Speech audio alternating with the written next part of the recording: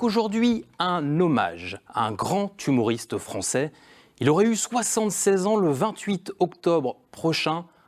Pauluche commémore aujourd'hui l'anniversaire de l'icône Michel Colucci. Salut Pauluche. Salut ma poule. Comment ça va? Écoute, pas trop mal et toi? C'est un vrai plaisir de te recevoir aujourd'hui pour pareil. Cette nouvelle émission. Pauluche, tout d'abord, on va parler de toi et de ce nom d'artiste que tu as choisi. Alors, tu aurais pu t'appeler Doluche ou Boluche, mais tu as fait le choix de t'appeler Pauluche. Pour quelle raison?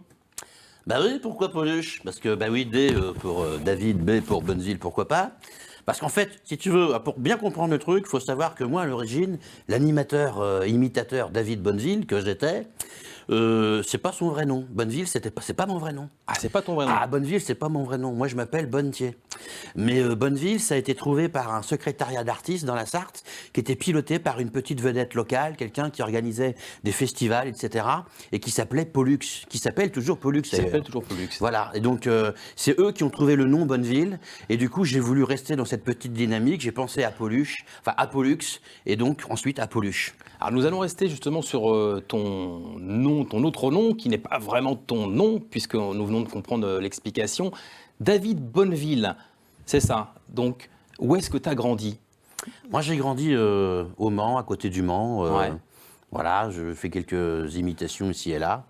Et ça fait longtemps maintenant que tu es sur la Vendée. On te voit de plus en plus. Un succès extrêmement rapide. Ben, c'est-à-dire qu'il s'est passé un truc. C'est-à-dire que moi, je venais d'abord depuis 2013, je faisais un peu le clown, quoi. Et puis il y a 2 ans, j'ai décidé de lancer la prestation de Coluche sur la Vendée, enfin de Pauluche, alias Coluche, enfin voilà, t'as compris ma poule. Ouais.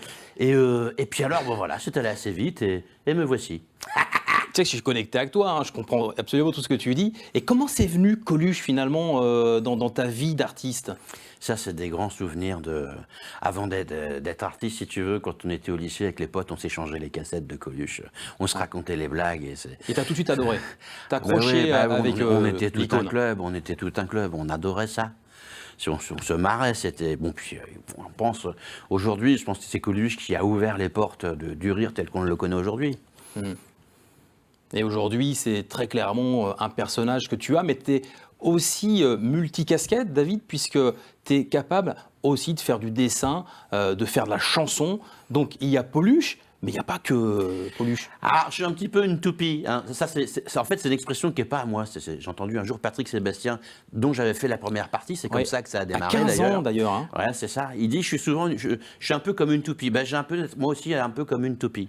Donc, quand je fais pas le clown, quand je fais pas Pauluche, je fais de la caricature, ou alors avec ma gratte, j'ai mes compositions, et puis il y a toujours quelque chose à faire. Hein. Est-ce que tu pourrais définir l'humour de Coluche? Alors, l'humour de Coluche, tu veux, c'est bon enfant. Hein, c'est bon enfant, c'est spontané. Et c'est surtout aussi aucune peur, quoi. Les gens qui sont trop sérieux, on les tourne un petit peu en dérision. Mais il n'y a rien de méchant, en fait. C'est vraiment pour se marrer, quoi. Ouais. C'est vraiment pour se marrer.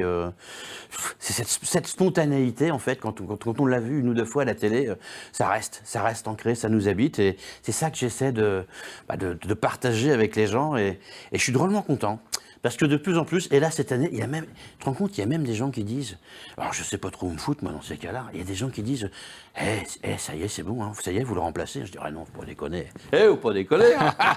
Mais 2 fois l'illusion, ça fonctionne comme ça. Hein. Est-ce que c'est un vrai défi d'être Pauluche, donc d'incarner une icône comme il l'était, sans passer pour un enfoiré? Eh ben c'est ça le truc, parce que je veux surtout pas passer pour un profiteur. Et si tu veux, à la fin de mon spectacle, j'ai une chanson où j'explique un petit peu le truc. D'ailleurs, je prends la voix de Renaud. C'est assez sympa, c'est assez émouvant d'ailleurs. Les gens ils font comme ça, ils font un petit coucou, un petit salut. Ouais, 30 ans passés, toujours vivant. Enfin voilà quoi, c'est vraiment une histoire d'amitié entre les 2 artistes et avec le public que j'ai réussi à transmettre. Un jour où j'étais un peu mélancolique d'ailleurs. J'ai écrit ça comme ça d'un seul trait. C'est ça, et quand je dis que tu es multicasquette, c'est exactement ce que tu viens d'interpréter, de dire, puisque tu es aussi imitateur. On a entendu là une petite apparition de Renaud, mais tu imites d'autres personnages aussi. Ouais, alors parfois dans le show de Coluche, bah oui, vous vous souvenez de Jacques Chirac? Ce matin, je rentrais des marchés, ouais, des trucs comme ça. Ouais. Ah, des imitations, 2 fois je dis dans la vie, il faut rigoler, c'est un autre aussi, ouais, je fais des trucs comme ça, quoi. On va parler de l'actualité. ton actualité et puis l'actualité aussi liée à cette pandémie, à ce Covid-19 qui, évidemment, ont ralenti l'univers du spectacle. Tu as eu, comme beaucoup d'artistes, des spectacles annulés. Qu'est-ce que tu aurais envie de dire aux producteurs qui nous écoutent actuellement sur TV Vendée? Peut-être il faut prendre son mal en patience. Deux, peut-être que c'est peut-être une occasion aussi pour nous de nous réinventer. Alors c'est facile à dire.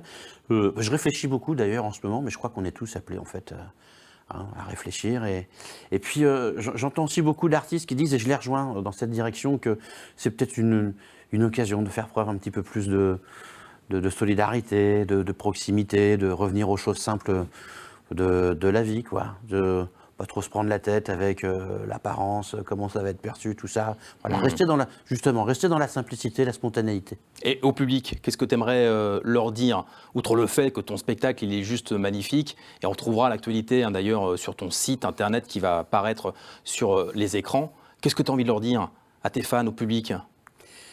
J'ai envie de dire qu'il n'y a rien de plus important que de faire les choses avec son cœur. Voilà. Et quand on se rend compte, c'est avec le cœur. Voilà. Et c'est pas par hasard que Coluche avait fondé les Restaurants du Cœur. Ouais. Et peut-être que même que le spectacle, peut-être justement que il y aurait peut-être intérêt à toujours fixer son esprit sur cette image, cette pensée de la restauration, mais pas au sens je mange, hein, je remets en état, la restauration du cœur. C'est hyper important. Alors, excuse-moi, j'ai déjà parlé de Patrick Sébastien, mais il a sorti un bouquin sur la bienveillance, il parle beaucoup de bienveillance, et ça va un petit peu dans la même direction. Il était vraiment bienveillant aussi, Michel Colucci. 76 ans, il aurait eu le 28 octobre prochain. Ouais. Comment il aurait vécu cette période? Comment tu penses qu'il aurait fait évoluer aussi son personnage, Michel? Oula, c'est compliqué, dis donc, ma poule, de penser. Déjà que ça m'a pris un petit bout de temps quand même d'écrire comme lui, il écrit. Hein, mais alors, si maintenant tu me demandes de penser, alors je peux pas te répondre. Hein. Non, c'est trop compliqué. Là, je me mets à la place du public comme tout le monde. Là, c'est le grand mystère. Je crois que la réponse à cette question, elle est dans le cœur de chacun de nous. Hein. Ton actualité, tu vas pouvoir en parler, tu te produis en spectacle régulièrement, tu as vu tout l'été dans les campings vendéens. Alors on va dire que oui, ça a beaucoup bougé cet été. Eh ouais, j'ai suivi tout ça. Mais c'est bien, c'est super, malgré tout, malgré le Covid. Malgré tout. Hein, t'as bossé quand même, ma poule. C'était un petit peu plus compliqué, on sentait que les gens étaient un petit peu quand même éberlués début juillet. Et puis alors plus on avançait dans l'été, puis alors plus on pleurait de rire. Ouais. Un jour, il y a une dame, elle a marqué sur mon petit cahier, elle a mis plus le spectacle avance et moins on a envie que ça s'arrête. C'est sympa, hein. Ça m'étonne pas. Est-ce que toi, tu as un rituel avant de te produire sur scène? C'est une bonne question, ça. Rituel, mais c'est un passage quasiment obligatoire. Il y a le maquillage, à un moment donné, tu fais pas que te maquiller, tu es dans la glace et tu dois te convaincre toi-même. Absolument. Comme là, je l'ai fait là. Ouais. À un moment donné, il faut y aller. Et puis j'y vais comme ça, quoi. Voilà. Hein, je ne compte pas de. Je salue à tous, salut les enfants. Hein, bon, voilà, c'est moi. Hein. Ça fait un petit moment déjà que je suis venu, parce que je suis revenu. Non, parce que si tu veux, c'est parce qu'il y a des gens qui racontent que j'ai cassé ma pipe comme ça sur un morceau de route, mais c'est des conneries. Hein. D'ailleurs, vous pouvez toucher. Hein, non, pas là, on peut pas. Mais c'est pas grave. Non, parce que si tu veux, c'est que quand je suis revenu, je me suis dit, tiens, je vais m'intéresser à nouveau à la poétique. C'est sympa, moi j'adore ça, la poétique. Alors j'ai créé avec les copains, on a créé un parti poétique, fallait trouver le nom, et nous on a appelé ça le parti Sticule. Parce que Sticule, pourquoi? Parce que quand il y a les élections, t'as plus qu'à rajouter voter. Ça fait voter Sticule, le premier parti pour toutes les bourses. Ouais. Alors après, je me suis dit, il faudrait trouver un petit endroit quand même pour se produire. Au début, si tu veux, on m'a invité à passer quelques jours en Normandie. C'est sympa la Normandie, hein, comme chacun sait. En France, il pleut partout un petit peu, en Normandie, il pleut un petit peu partout. Voilà, c'est comme ça. Non, parce que, en fait, ce que j'ai pas trop aimé en Normandie, c'est qu'ils ont une spécialité, c'est les préservatifs qui sont parfumés aux pommes. Parce qu'ils disent que c'est pratique, c'est pour se faire des boudins. Alors, c'était pas trop mon truc, je suis allé en Vendée. Et là, tout de suite, je me suis senti à l'aise, parce que pour la spécialité, j'ai déjà la brioche. Bon. Alors, comme j'explique, si tu veux, les petits potes, tout ça... c'est que moi, la poétique, je comprends les trucs grâce aux noms propres. Souvent, on dit que les noms propres, les noms sont souvent plus propres que les gens qui les portent. Je t'explique. Tu vois, par exemple, Benalla. Tu vois, Benalla, c'est un mec, quand il bossait à l'Élysée, il s'appelait encore Benalla. Puis depuis qu'ils l'ont viré, il s'appelle Alaben. Ouais. Gérard Collomb aussi, on n'a pas oublié. Ah non, Gérard Collomb. Moi, je sais pourquoi Gérard Collomb, il est parti, hein. C'est à cause de son ancêtre. Christophe Colomb. Christophe Colomb était parti pour découvrir un continent. Gérard Collomb est parti car il se serait découvert un continent. C'est dégueulasse.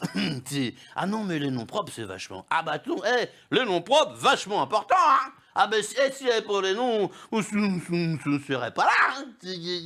Par exemple, qu'est-ce que tu as encore? Tiens, Benjamin Griveaux, c'est le mec qui a montré son truc à la télé, hein. Ben oui, il a dû arrêter la campagne avant que ça se termine, hein. C'est pour ça on appelle ça un défroqué, sauf que là c'est dans les deux sens du terme. Macron, il y a eu un moment qui était très compliqué pour lui, sans doute le plus compliqué dans son mandat, hein. C'est quand il s'est adressé à la population, il a dit à la jeunesse qu'il fallait absolument s'éloigner des personnes âgées. Puis là, il a réalisé au même instant qu'il allait dormir tout seul. Oui, hein, il a pas de bol, le mec. Hein. Ah, j'ai mon petit frère. Vous connaissez Olivier Véran? Et Olivier Véran, c'est mon petit frère. Lui, c'est Olivier, moi, c'est Iré Véran. Normal, hein. Sauf que lui, il a un surnom, tu vois, surtout en pleine période de Covid, hein. Olivier, son surnom, c'est Monré. Parce que quand il prend la parole, Monré Véran, bah, tout le monde en face, il devient protestant. Il y en a beaucoup, Pauluche, il y en a beaucoup. Tu pourrais faire 1h30 de spectacle. Mais...